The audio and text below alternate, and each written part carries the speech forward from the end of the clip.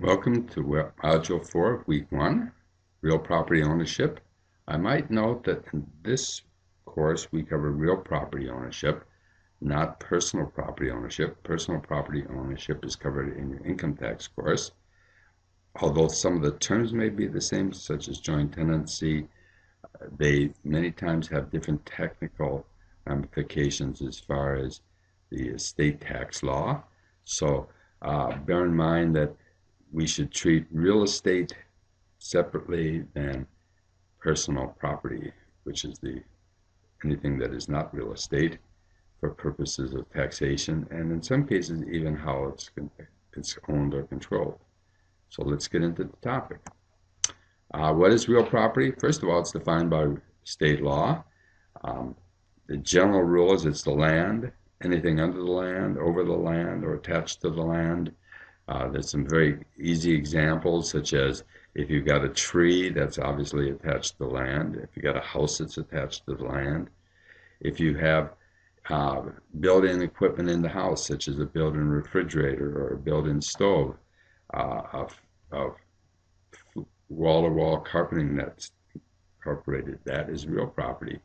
However, if you have a standalone microwave or maybe a table, throw rugs, those would be personal property.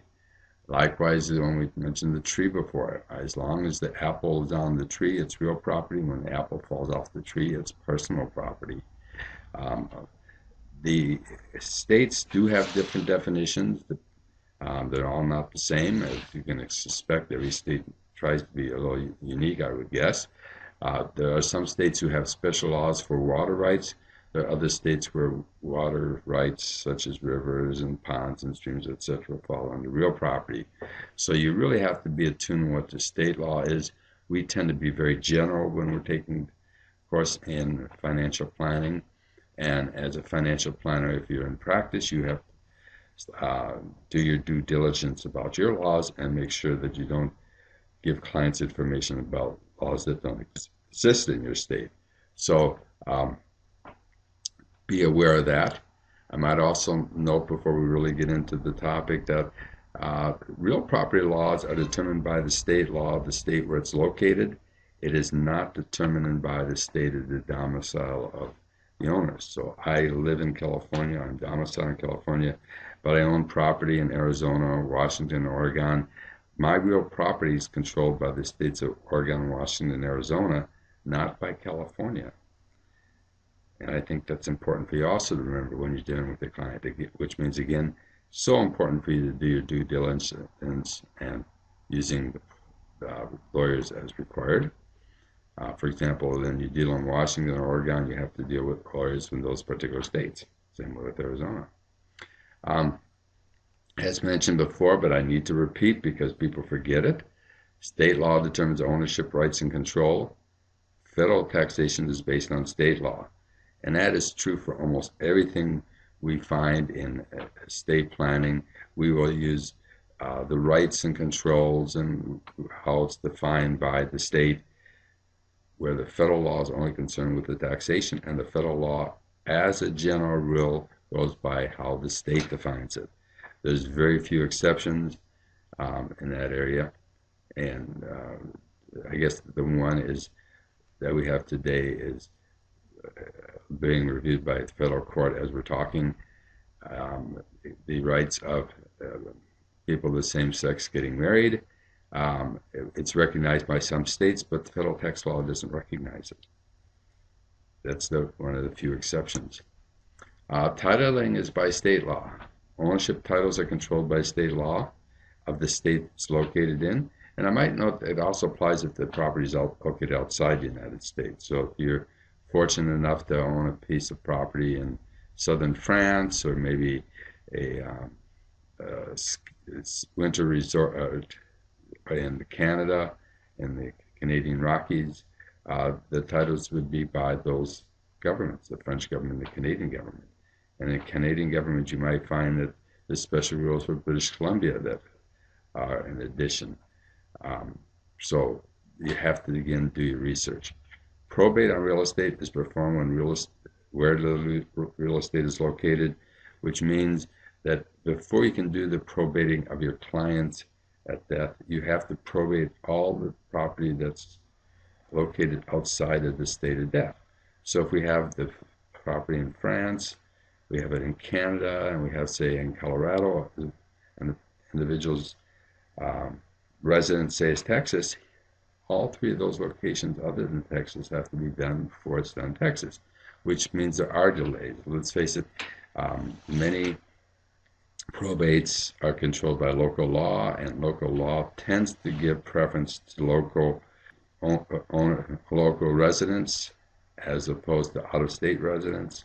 And with the economic conditions the way they are today in the states, many of the states are tending to hold back on the money spent in the probate court and spend it more on criminal court or the other courts that are probably getting more squeaky wheels than the probate court does. Personal property is done in the state of domicile. So let's say that someone's a resident in Arizona gets in an automobile accident in New Mexico. Even though they died in New Mexico, their personal property will be reviewed by the state of domicile, which is the state of Arizona.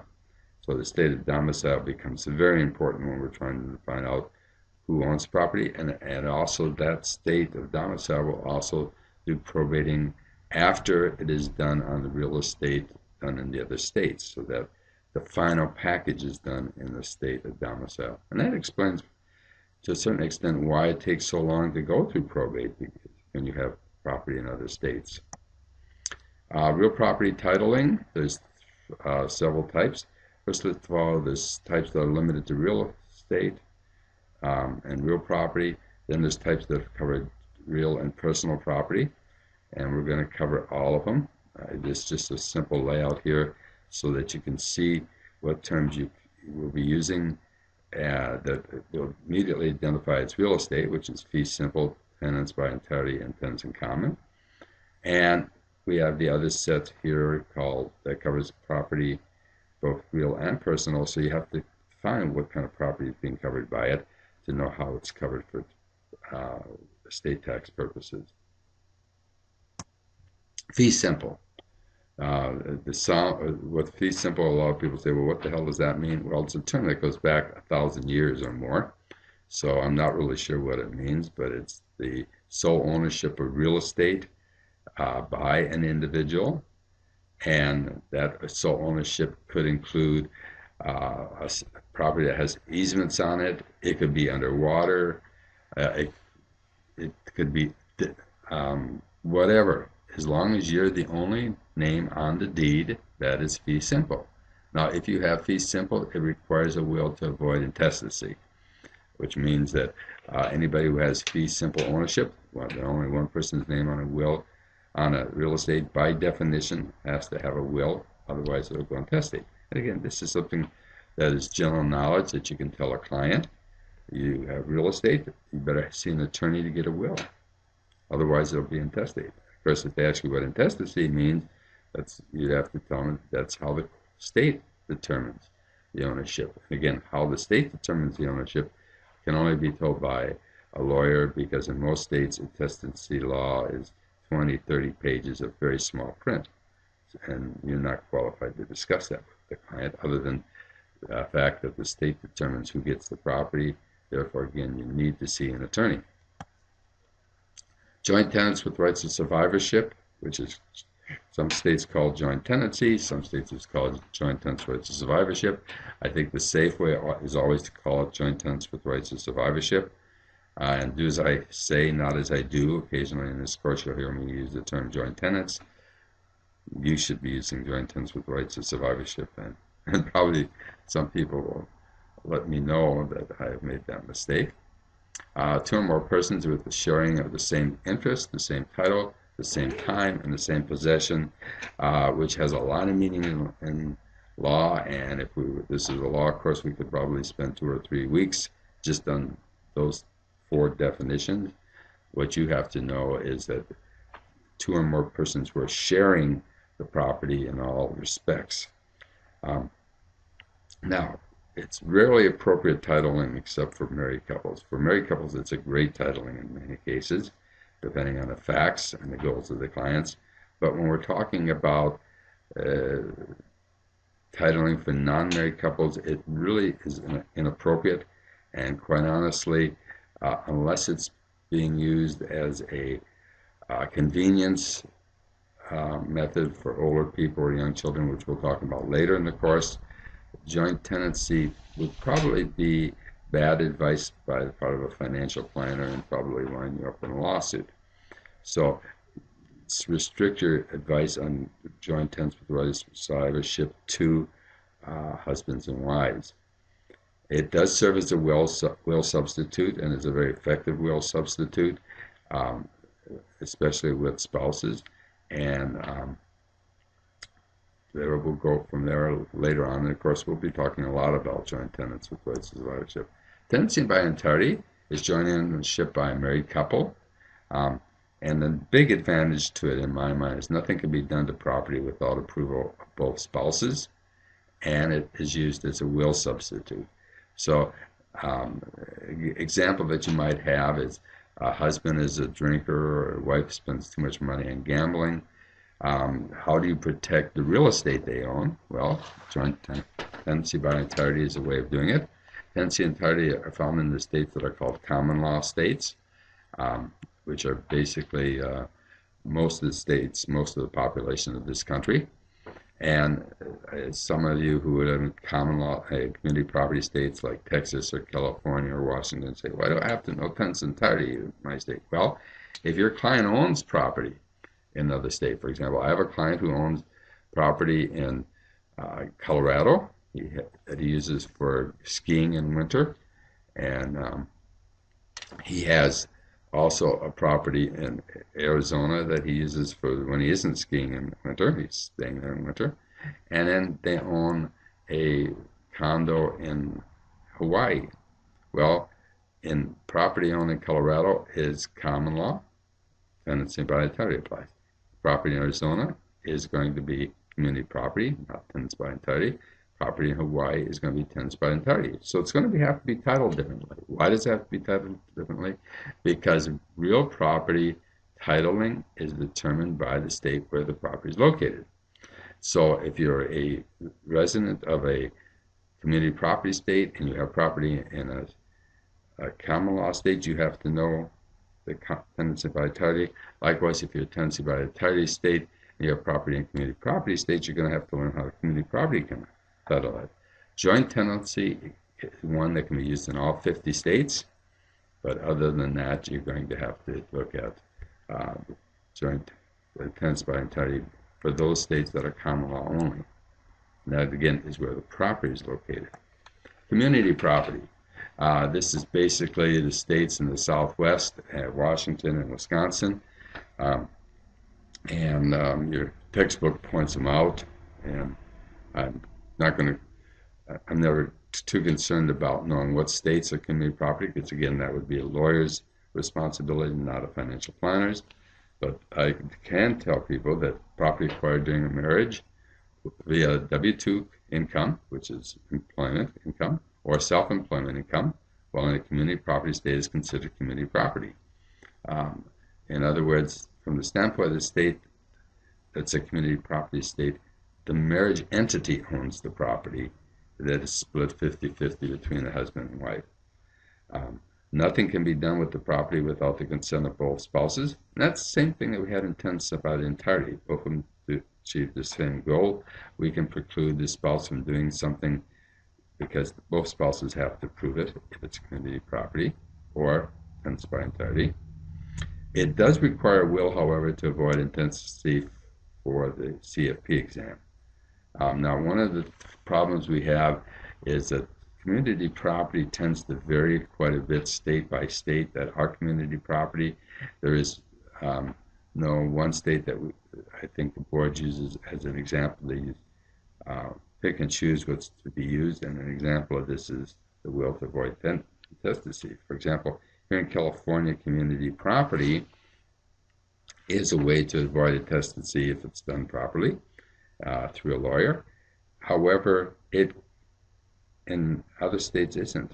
So the CFP board has decided to use the definition. It's a will to avoid intestacy. It requires a will to avoid intestacy if you have community property. So if you're in, and this is true really any state you're in, your state laws may be different than what's in the CFP exam, because the CFP exam is looking at things a little bit differently. Quasi-community property. This gets most people confused, and therefore it's a test question quite often on the exam, obviously, because it is very important. Property acquired by W-2 income, which is employment income, or self-employment income, while married will be treated as community property while domiciled in a community, in a state that is quasi community property, irrespective of where the property was acquired. So if we'll take a simple example, someone came from a common law state where under that state law the property is owned by the person who paid for it with their own funds, their own income funds or self-employment funds, and the other spouse only had what they acquired by their own funds. When they move to a community property state for purposes of death or divorce, it is going to be treated as community property, even though it was not acquired in a community property state. Now that is extremely rare in the world.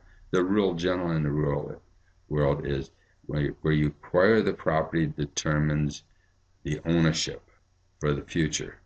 That is not true if you're in a quasi-community property state, because in quasi-community property state, while you're in that state as domicile, then it will be treated, any property you acquired any time while you were married, no matter where it was acquired. It could be in Saudi Arabia, it could be in New York, it could be wherever. It's going to be treated while you're domiciled in the community property state. Which gets us to the subject probably of domicile. I should mention, domicile is your legal residence. It's a legal term. It's basically where you're going to retire to, or where you're going to eventually go to. For example, if you're in the military, you have no choice of where you're going to be living. Where did you live in the past that you intend to return to is your state of domicile. And let's say you have assets and houses in different states, like our individual earlier with property in Colorado, Arizona, and Hawaii. Where did they intend to retire? Now that's important for several reasons. First of all, some states have a state tax law, an inheritance tax law, and gift tax law. In addition, states have their own definitions again on how property is transferred. And again, we in this course cover very general statements. So domiciles are very important. Best way is to have an attorney establish it for you. From a layman's standpoint, we could say it's where you vote, where you have your bank account, where you have your property. But again, attorney is best at setting that up for you. Tenants in common. Probably never heard that term before, but it's something you see all the time. If you live in a condo or you live in a townhouse, you have an open space that you belong to, or you belong to a timeshare. These are all examples of tenants in common. The major benefit is the ability to have unequal shares of ownership in real estate, and it does require a will to avoid probate. I think one thing we can say without any doubt of being overruled is that when you have a tenants in common, the value is not the same as if you had sole ownership. And you can see that certainly if you have a piece of property, and we'll take one here in California, we have Lake Arrowhead, which is in the mountains, used for summer recreation as well as winter recreation. Many people cannot afford it, so what they do is they get together with friends or relatives and they buy shares into the ownership, so that one party may own 30%, another may own 35%, another may own 25%, another 10%. And but when we look at the total fair market value of the property being $1 million, your 10% isn't going to be really worth $100,000. Why? Because people are not going to pay a full what I call fair market value of 10% because they don't really have any control. So tenants in common tend to be worth less than if you have sole ownership of property. And that's probably the biggest disadvantage. Plus, you need a will. Trust can be used for real and personal property. It does avoid probate. We're going to spend some time on trust in this course. In fact, if someone asks me what this course should be called, I'd say it's trust and taxation rather than real estate planning, because trust is what this course basically covers. Every week in this course we will cover some aspects of trust. Some weeks all we do is cover trust. And in our society today in the United States, trusts are very, very common. Transfers at death. Some general rules. All joint tenant assets go into the estate of the first to die unless married couples are the only tenants. So if I have a husband and wife and they're the only tenants, half of it goes into the first to die's estate. If it's not a joint tenants between husband and wife, I really encourage you not to be involved in that, and to discourage your clients from being involved with joint tenants by a non-spouse. You must prove the amount of contribution by the surviving tenants and then make a pro-rata allocation. Now, where I ran into this is I had a client, the young man and his sister, after World War II, bought some property in Hawaii for a nominal amount. They bought it in joint tenancy. They were 18 and 19 years old. 40 years later, when the brother died, he had a family and his sister had a family. They forgot about the fact that it was a joint tenancy, so that his sister family got the entire asset, and because they didn't have any records of her payments, he and his estate paid the entire estate tax on the entire value of the property. You can imagine the property that you probably paid $2,000 or $3,000 for 1946 or 1947, it'd probably be worth well over $1 million today. So they're talking big numbers here, and also the fact that his family did not benefit from it. Entire community property has stepped up basis of the first to die. I think that's something that's true in most years.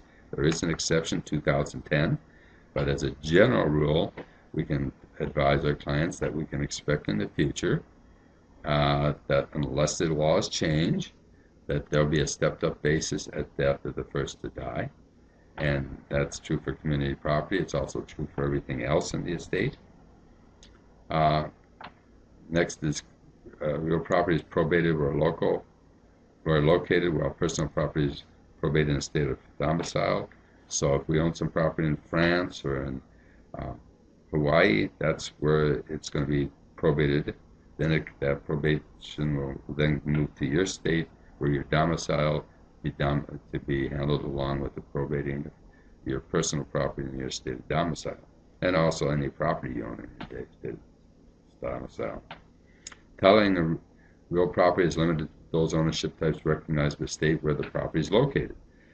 Again, we cannot use community property in New Jersey because for property in New Jersey, real property in New Jersey, because it's a common law state. Likewise, in California, we cannot use tenants by the entirety. That summarizes where we are. For purposes of real estate, we're going to see more of it in the future, especially joint tenancy. And so I would, if you're not completely confident in what you heard, I would definitely go back and watch this again or contact your instructor. And that's it for session 4.